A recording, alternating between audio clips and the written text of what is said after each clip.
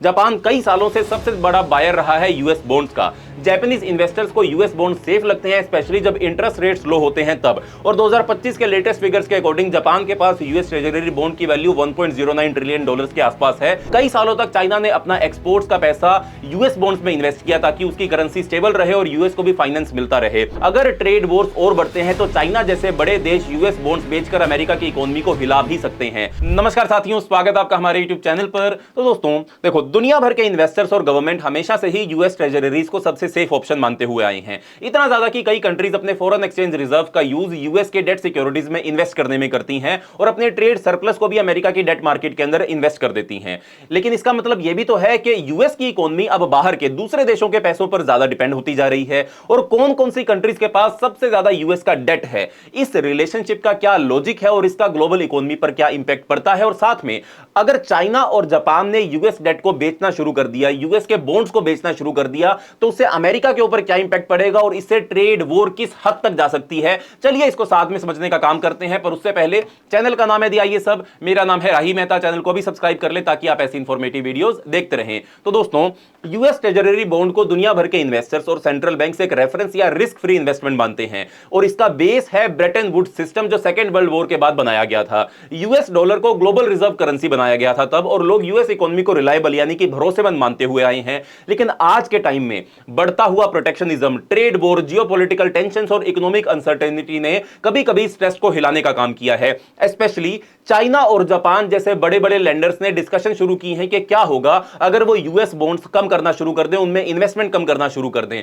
देखो, बहुत सालों से यूएस अपने बजट डेफिसिट यानी कि अपने खर्चे और इनकम के बीच के गैप को डोमेस्टिक सेविंग और फॉरेन बायर्स के पैसों से कवर करता हुआ आया है। अर्ली 2025 तक अगर हम बात करें और ये डाटा भी अगर हम साथ में देखें, अर्ली 2025 तक यूएस ट्रेजरी डेट, जो कि यूएस गवर्नमेंट का टोटल लोन है, टोटल कर्जा है, वो 33 या 35 ट्रिलियन डॉलर के आसपास पहुंच चुका था। इसमें से जो हिस्सा फॉरेनर्स के पास है वो भी काफी बड़ा है, लगभग 7.5 ट्रिलियन डॉलर या फिर 7.3 से 7.7 ट्रिलियन डॉलर के बीच का जो इन्वेस्टमेंट है वो यूएस के डेट के अंदर विदेशी कंपनियों का, विदेशी कंट्रीज का है। और लेटेस्ट रिपोर्ट के हिसाब से यूएस का कुछ डेट फॉरेन इन्वेस्टर के पास है और बाकी का हिस्सा यूएस के अंदर के इंस्टीट्यूशन, इंडिविजुअल्स और सोवरन वेल्थ फंड जो है उनके पास होता है। जो फॉरेन कंट्रीज के पास यूएस के डेट का सबसे बड़ा हिस्सा है वो मोस्टली ईस्ट एशियन कंट्रीज, कुछ यूरोपियन फाइनेंशियल सेंटर्स के अंदर मौजूद है। जापान और चाइना काफी टाइम से टॉप 2 पोजीशन पर रहे हैं, हालांकि टाइम के साथ थोड़ा रैंकिंग चेंज होती रहती है। उनके बाद यूके, लग्जमबर्ग और आयरलैंड जैसी कंट्रीज जो है वो आ जाती है। मैं आपको एक और चार्ट दिखाता हूं, इसमें आपको समझ में आएगा। जापान सबसे ज्यादा यूएस डेट होल्ड करता है, फिर चाइना है, फिर यूके है, लग्जमबर्ग है, कनाडा है, आयरलैंड है, बेल्जियम है, केमन आइलैंड है। इन सभी कंट्रीज का नंबर जो है वो आता रहता है। और इसके साथ ही और कुछ फाइनेंशियल सेंटर्स भी हैं जो अमेरिका की डेट मार्केट में पैसा इन्वेस्ट करने का काम करते हैं। फिर छोटी परसेंटेज में स्विट्जरलैंड, केमन island, Belgium, India, Saudi Arabia और कुछ और कंट्रीज का नाम भी आता है।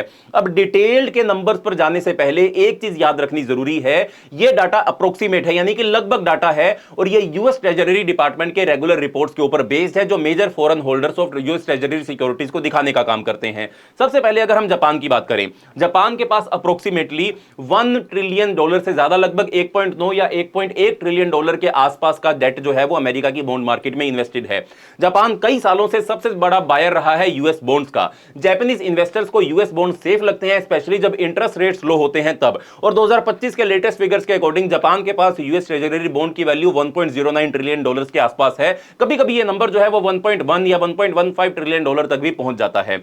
जापान के पास जो बड़ा सेविंग पूल है, यदि बहुत ज्यादा पैसा लोगों के पास बचा हुआ है, उससे जापानीज इन्वेस्टर्स को इतना पैसा इन्वेस्ट करने का मौका मिल जाता है।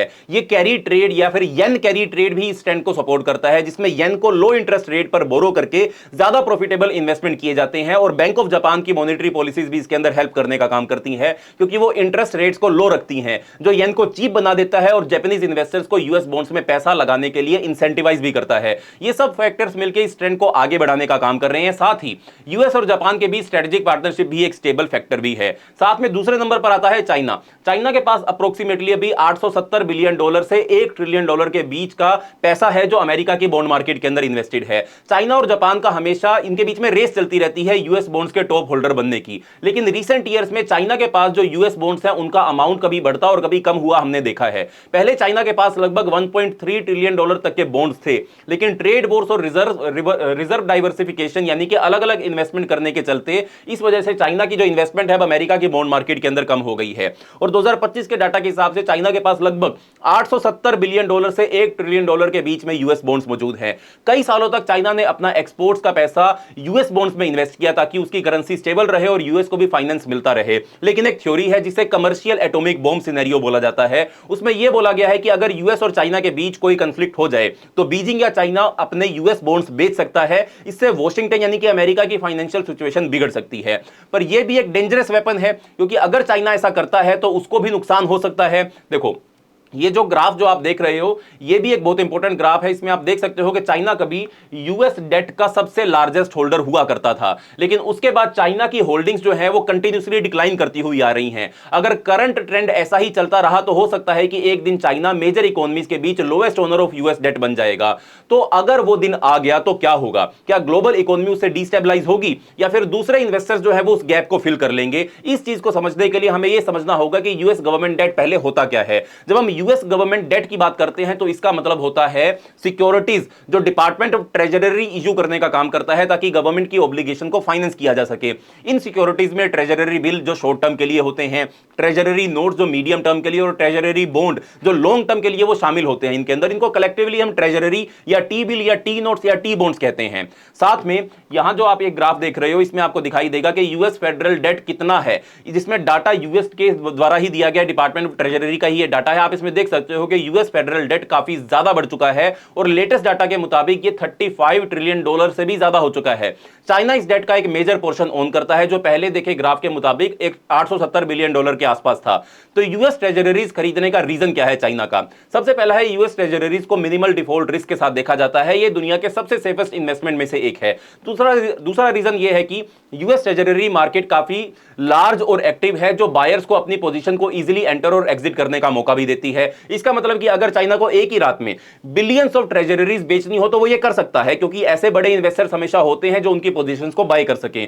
तीसरा रीजन है कि यूएस डॉलर दुनिया का प्राइमरी रिजर्व करेंसी है। काफी सेंट्रल बैंक्स अपने फॉरेन एक्सचेंज रिजर्व्स का एक बड़ा हिस्सा डॉलर डोमिनेटेड एसेट्स में होल्ड करने का काम करते हैं। इसी वजह से आप देख सकते हो कि चाइना ने इन्हीं रीजंस के बेसिस पर यूएस ट्रेजरीज एक्वायर किए हैं, लेकिन ऑफ कोर्स और भी काफी रीजंस हो सकते हैं। दोस्तों चलो अब चलिए बात करते हैं कि अगर चाइना यूएस डेट को और चाइना के साथ जापान भी यूएस डेट को बेचना या खरीदना बंद कर दे या फिर अपनी एग्जिस्टिंग होल्डिंग्स का कुछ हिस्सा बेच दे तो अमेरिका को क्या पोटेंशियल कॉन्सिक्वेंसेस हो सकते हैं। देखो, चाइना के बेचने या खरीदने के बंद करने से यूएस के ऊपर कई प्रकार के रेपरकशन होंगे, कई प्रकार के रेपरकशन अमेरिका को फेस करने पड़ेंगे। लेकिन इन इफेक्ट्स की सीवियरिटी कई सारे फैक्टर्स पर डिपेंड करेगी, इंक्लूडिंग कि बाकी इन्वेस्टर्स इसके ऊपर कैसे रिएक्ट करने का काम करते हैं। सबसे डायरेक्ट इंपैक्ट हो सकता है यूएस ट्रेजरी यील्ड्स पर। देखो, बॉन्ड मार्केट में प्राइसेस यील्ड्स के इनवर्स मूव करते हैं। अगर कोई बड़ा होल्डर जैसे कि चाइना अपनी परचेसेस को स्केल बैक करता है तो रिड्यूस डिमांड से ट्रेजरी प्राइसेस नीचे जा सकते हैं और यील्ड्स ऊपर आ सकती हैं। ट्रेजरीज पे हाईयर यील्ड्स का मतलब होता है कि यूएस गवर्नमेंट के लिए बोरोइंग कॉस्ट जो है वो बहुत ज्यादा हो जाएगा, यानी कि अमेरिका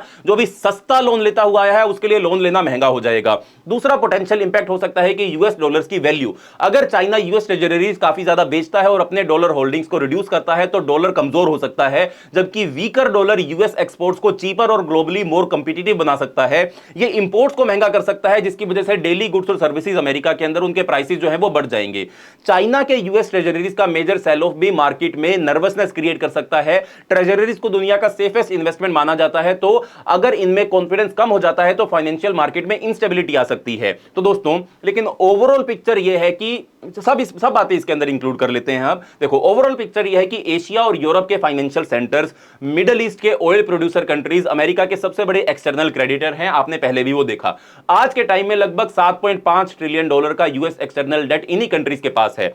बचा हुआ डेट यूएस के अंदर के इंस्टीट्यूशन, इंडिविजुअल इन्वेस्टर्स और सोशल सिक्योरिटी फंड जैसे पब्लिक इंस्टीट्यूशन के पास होता है। सबसे इंपॉर्टेंट पॉइंट यह है कि यूएस इतना बड़ा लोन लो इंटरेस्ट रेट पर तभी ले पाता है क्योंकि डॉलर एक ग्लोबल रिजर्व करेंसी है। हर दिन बिलियंस ऑफ डॉलर के ग्लोबल ट्रांजैक्शन यूएस बॉन्ड्स में इन्वेस्ट होते हैं क्योंकि लोग इसे सेफ इन्वेस्टमेंट मानते हैं। इस वजह से यूएस ट्रेजरीज को चीप फाइनेंसिंग मिल जाती है। लेकिन अगर मेजर बॉन्ड होल्डर जैसे चाइना या जापान अपना इन्वेस्टमेंट कम करना शुरू कर दे तो यूएस के इंटरेस्ट रेट्स बढ़ सकते हैं। बजट डेफिसिट और इकोनॉमिक दोनों के ऊपर उसका प्रेशर पड़ सकता है। इसलिए इसलिए एक्सपर्ट्स इसे ट्रेड एटॉमिक बॉम्ब कहते हैं। अगर ट्रेड वॉर्स और बढ़ते हैं तो चाइना जैसे बड़े देश यूएस बॉन्ड्स बेचकर अमेरिका की इकोनॉमी को हिला भी सकते हैं। लेकिन सबको लगता है कि ऐसे बड़े स्टेप का नुकसान दोनों साइड्स को ही फेस करना पड़ेगा, क्योंकि अगर बॉन्ड प्राइसेस गिरती हैं तो चाइना और जापान के पास जो बाकी बॉन्ड्स हैं उनका भी तो वैल्यू कम हो जाएगा। साथ ही अगर यूएस मार्केट श्रिंक होता है या डॉलर की वैल्यू गिरती है तो इन देशों का एक्सपोर्ट भी तो सफर करेगा।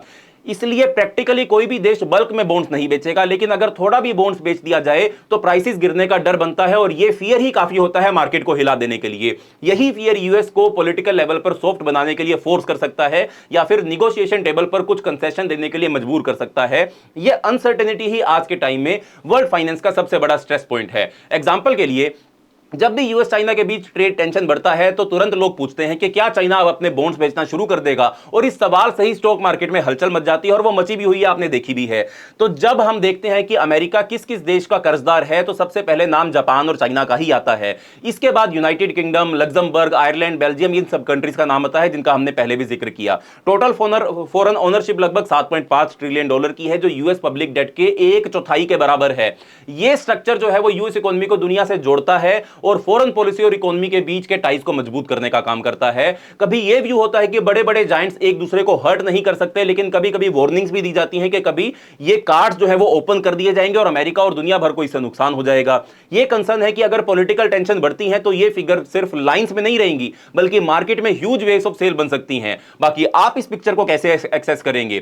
क्या यूएस का फॉरेन डेट होल्ड करने वाले कंट्री सच में कुछ इकोनॉमिक वेपन बन सकते हैं, या ग्लोबल इंटरडिपेंडेंस सबको ऐसे अटैक करने का मौका नहीं देता है? क्या चाइना या कोई और बड़ा क्रेडिटर अपने बॉन्ड ट्रंप कार्ड का इस्तेमाल कर सकता है? और अगर ट्रेड वॉर आगे चलती है तो कैसा हो पाएगा? अपने थॉट शेयर करना ना भूलो और हमारे चैनल को सब्सक्राइब कर लें ताकि आप ऐसे कंटेंट को इजीली फॉलो कर सकें। तो दोस्तों, ये था हमारा आज का एनालिसिस। मिलते हैं अगली वीडियो के अंदर, तब तक के लिए बाय बाय, धन्यवाद, जय हिंद।